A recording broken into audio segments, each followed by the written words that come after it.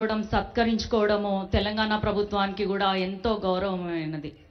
ఈరోజు ఇక్కడికి విచ్చేసినటువంటి నా తోటి ఎంపీ మల్లు రవి గారికి, ఎమ్మెల్సీ అద్దంకి దయాకర్ గారికి, అట్లాగే ఎమ్మెల్యేలకి, కమిషన్ చైర్మన్స్కి, ఎస్సీ ఎస్టీ కమిషన్ చైర్మన్స్కి, కార్పొరేషన్ చైర్మన్స్కి, సోషల్ వెల్ఫేర్ స్టాఫ్కి, ప్రిన్సిపల్స్కి, విద్యార్థులకి, వారి తల్లిదండ్రులకి, ప్రెస్ మీడియా మిత్రులందరికీ కూడా పేరు పేరున నా నమస్కారాలు తెలియజేసుకుంటున్నాను.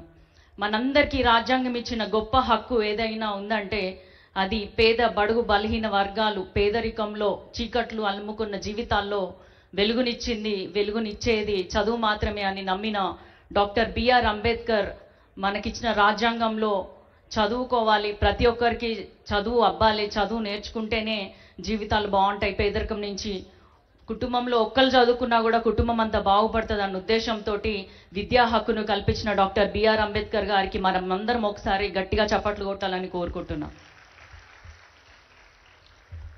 మొట్టమొదటిసారిగా నేను ఒక సోషల్ వెల్ఫేర్ స్కూల్కి ఎప్పుడు వెళ్ళాను అంటే మా నాన్నగారు సోషల్ వెల్ఫేర్ మినిస్టర్గా ఉన్నప్పుడు మమ్మల్ని ఎక్కడికైనా తీసుకెళ్తే అక్కడ ఆ స్కూల్స్ని ఇన్స్పెక్ట్ చేసేవాళ్ళు.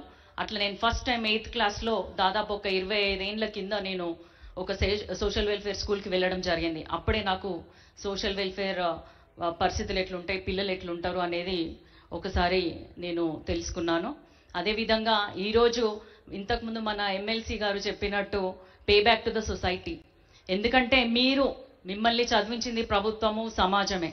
మీరు ఇంత గొప్ప స్థాయికి చేరుకొని ఐఐటీలో, ఎన్ఐటీలో ఎట్లా గొప్ప గొప్ప ప్రతిష్టాత్మకమైన సంస్థలలో సీట్లు సంపాదించుకొని వచ్చినారు. కాబట్టి మీరు కూడా రానున్న రోజులలో తప్పకుండా మన ఎస్సీ ఎస్టీ బడుగు బలహీన వర్గాలకి లేదా పేద విద్యార్థులందరికీ, ప్రతిభ కలిగిన పేద విద్యార్థులకి ఎవరికైనా సరే మీరు సహాయం చేయాలని, మీరు ఎక్కడైనా చదువుకున్న మీ మాతృ సంస్థలకు వెళ్ళి పిల్లలకి మోటివేషన్ ఇవ్వాలని నేను మనస్ఫూర్తిగా కోరుకుంటున్నా. ఎందుకంటే చాలా మందిలో ఒక ఇన్ఫీరియారిటీ కాంప్లెక్స్ ఉంటుంది, నేను చదవగలనా, నేను చేయగలనా అని చెప్పి. అట్లాంటి విద్యార్థులకి మీరు ఒక పర్ఫెక్ట్ ఎగ్జాంపుల్గా ఉండాలని నేను కోరుకుంటున్నా.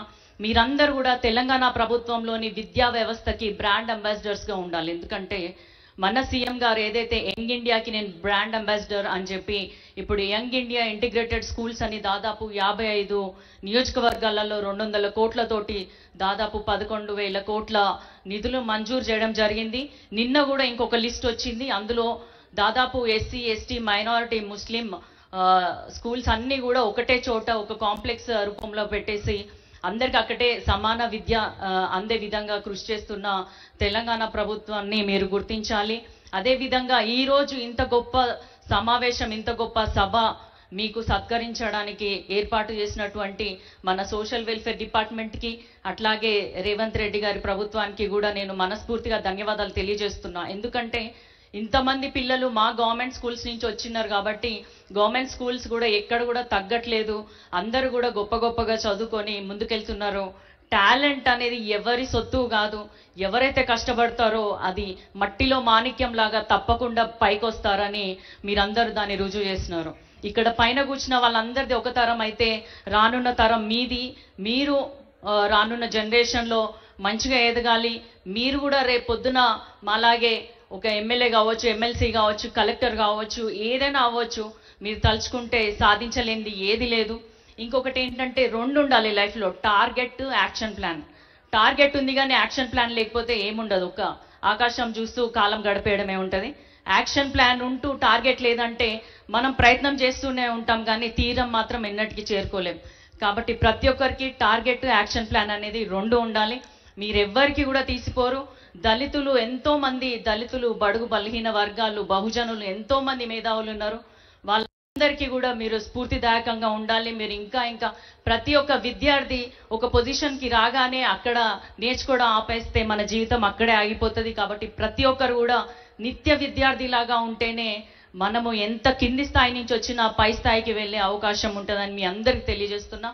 ఇప్పుడున్న అతిపెద్ద మహమ్మారి ఏంటంటే డ్రగ్స్. మీరందరూ జీవితంలో ఇప్పుడు ఒక ఉన్నత స్థానానికి, ఒక పొజిషన్కి చేరుకున్నారు. డాక్టర్ గానో, ఇంజనీర్ గానో, లేకపోతే స్పోర్ట్స్లో ఏదో ఒక విధంగా గెలుపు సంపాదించుకున్నారు. కానీ ఇప్పుడు మీకంతా రెక్కలు విప్పిన పక్షుల్లాగా ఉన్నారు. మీరందరూ ఆ రెక్కల్ని జాగ్రత్తగా కాపాడుకుంటూ ఎగిరితేనే మీ గమ్యస్థానాన్ని చేరుకుంటారు. లేదా చెడు మార్గాల్లో డ్రగ్స్ కానీ ఇంకా ఏదైనా కూడా ఇప్పుడు ప్రతిదీ అవైలబుల్గా ఉంటుంది.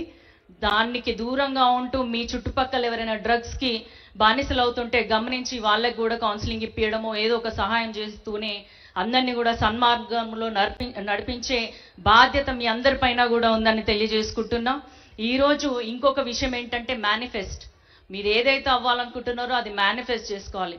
నేను ఒక డాక్టర్గా 6 ఏళ్ళు గవర్నమెంట్ జాబ్ చేసినాక నేను ప్రతిరోజు ఒక 2 నిమిషాలు అనుకునేదాన్ని. నేను ఒక పార్లమెంట్లో ఒక స్పీకర్ ముందు పేపర్స్ పట్టుకొని ఒక ప్రశ్న వేస్తున్నట్టు నేను ప్రతిరోజు ఇమాజిన్ చేసుకునేదాన్ని.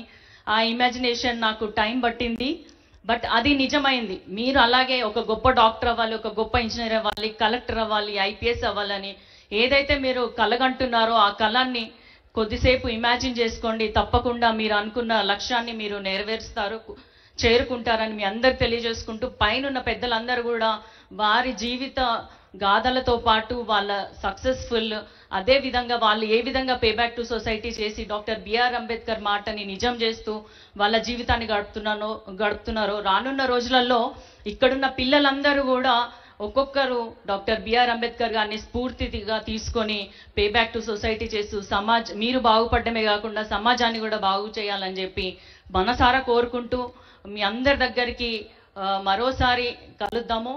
మీ అందరికీ కూడా ధన్యవాదాలు, శుభాకాంక్షలు తెలియజేసుకుంటూ అందరూ కూడా గొప్ప గొప్ప పొజిషన్స్కి వెళ్ళాలని ఆ భగవంతుని ప్రార్థిస్తూ సెలవు తీసుకుంటున్నాను. జై Bhim. True to your words, madam, this is really an auspicious day. You have given emphasis on right to education. Your speech itself is a motivation, madam. కష్టే ఫలి రేపటి రోజు మీదే అని మోటివేట్ చేశారు.